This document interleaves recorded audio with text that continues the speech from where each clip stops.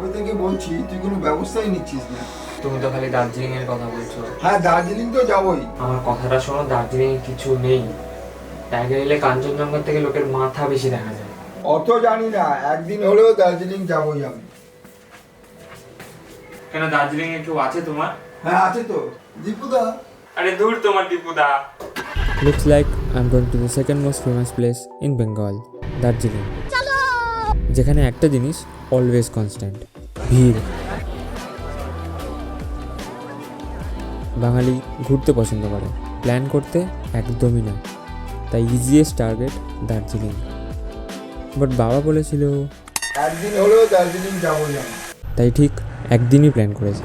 তো মেইন উদ্দেশ্য হলো বসকে কাঞ্চনজঙ্ঘা দেখানো। এবার তার জন্য 3টে জায়গা টার্গেট করা আছে। তার মধ্যে ফার্স্ট হলো কাগে, যেখানে আমাদের 2 দিনের স্টে। সেকেন্ড আমরা যাচ্ছি দার্জিলিং, অ্যান্ড থার্ড সুখিয়া পুকুরি। এবার সুখিয়া পুকুরিটাও দার্জিলিংয়েরই একটা অফবিট। কাগে হলো কালিম্পংয়ের শান্তশিষ্ট একটা গ্রাম, যে গ্রামের রাস্তা গুগল ম্যাপেই নেই। যদিও সেটা ডিসকভার করেছি অনেকবার রাস্তা হাঁটানোর পর। আর একদিকে সেটা ভালোই, সেখানে পৌঁছানোটা এত ডিফিকাল্ট বলেই হয়তো সেখানে এত শান্তি। না, এই শান্তি নেই। ওহ, কি লাগছে পুরোকে। লাগছে? টাকা। বৌদ্ধ ধর্মকে সব থেকে পিসফুল ধর্ম বলা হয়, আর কোনো ধর্মকে পিসফুল বানায় তার লোকজনই। কিছু কিছু জায়গায় গেলে মন এমনিই শান্ত হয়ে যায়। This was one of them. At that moment I knew this journey going to be more beautiful than this.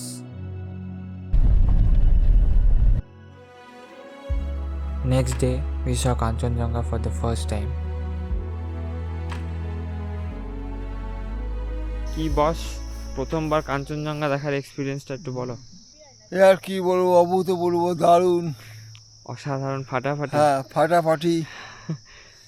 আমি খুব খুশি। আয়া!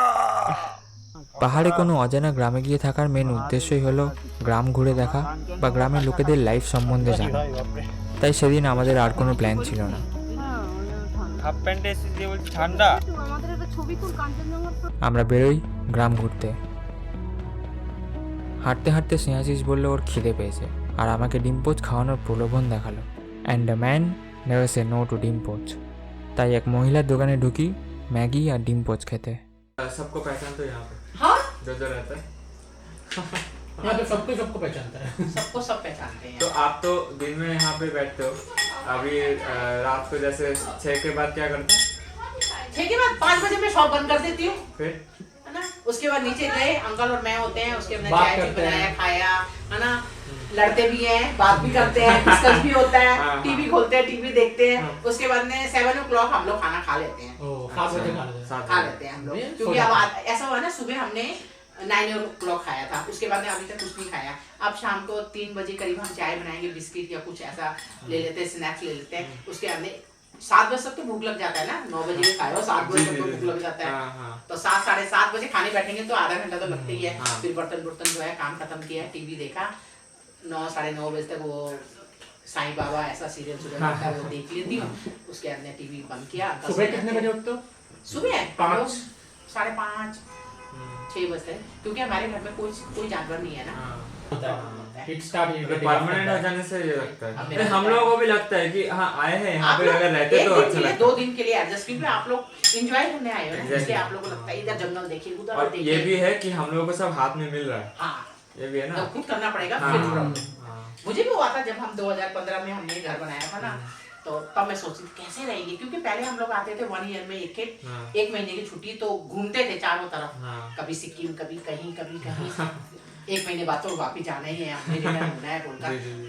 जब 2015 में रिटायर के बाद हम इधर आए ना, तो 1 ईयर 2 ईयर से मुझे बड़ा मैंने हर चीज की मुझे प्रॉब्लम होती थी ना, हाँ। खाने की भी, घूमने की भी। उधर तो ऐसा होता था ना, कुछ नहीं हुआ तो बाहर KFC चले जाए, McDonald's चले जाए, वो आदत हाँ, आदत आदत था। रेस्टोरेंट तो है ही नहीं। फिर यार वो रेस्टोरेंट छोड़ के कभी कभी तो चिकन भी नहीं मिलता। রাতে যথারীতি ট্র্যাডিশন মতে আমাদের বারবিকিউয়ের প্ল্যান ছিল। And finally the day has come to see the famous Darjeeling. তবে আজ সারাদিন আমাদের গাড়িতেই কাটবে। দার্জিলিং পৌঁছাতে পৌঁছাতে মোটামুটি বিকেল হয়ে যাবে।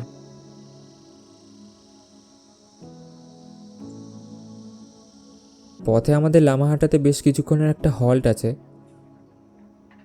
সেখানে যখন লাঞ্চ করছি শুনি যে দার্জিলিংয়ে নাকি বৃষ্টি পড়ছে। যদিও খুশির বিষয় যে আমরা সেই বৃষ্টি পাইনি, তাই অ্যাটলিস্ট সন্ধ্যাবেলাটা মেলে ঘুরতে পেরেছি। আর সেদিনকে ওখানে এক অনুষ্ঠান থাকায় বোধহয় দরকারের থেকে একটু বেশিই ভিড় ছিল। একটু ঘোরার পর আমরা তাড়াতাড়ি হোটেলে ফিরে যাই, কারণ কালকের দিনটা বেশ হেক্টিক হতে চলেছে। কারণ ভোরবেলা আমরা বেরিয়েছি টাইগার হিল দেখতে।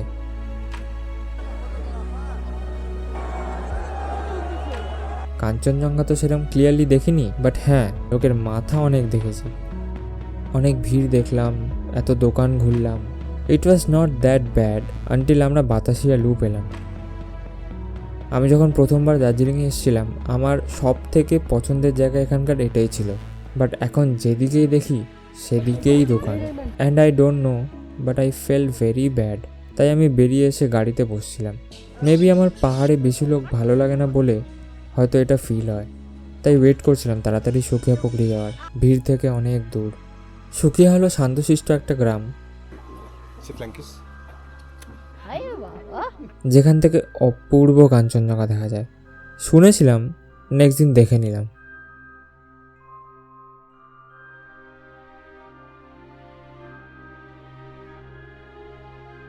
You know what's happiness?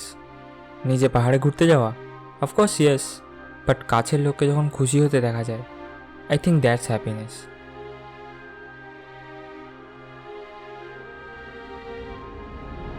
বাবারা সেরকম খুশি হওয়া দেখায় না, অন্যের খুশিতে নিজের খুশি খুঁজে নেয়। ছোট থেকে স্ট্রাগল করে আসা একজন লোকের থেকে, যেটা খুব natural. But you know he is happy when he do this in front of the God.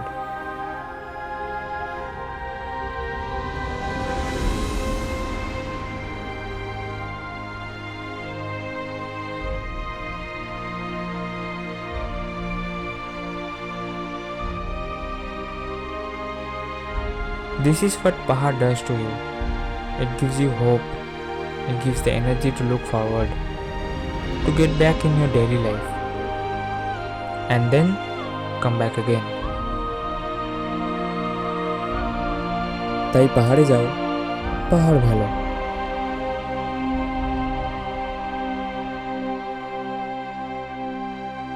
Phone একটু তুলে দে না, পিছন দিকে এটা খুব সুন্দর আসছে ভিউটা। এখন আকাশটা খুলেছে এখানটা, এটা ভালো লাগছে। বন্ধ কর না এটা।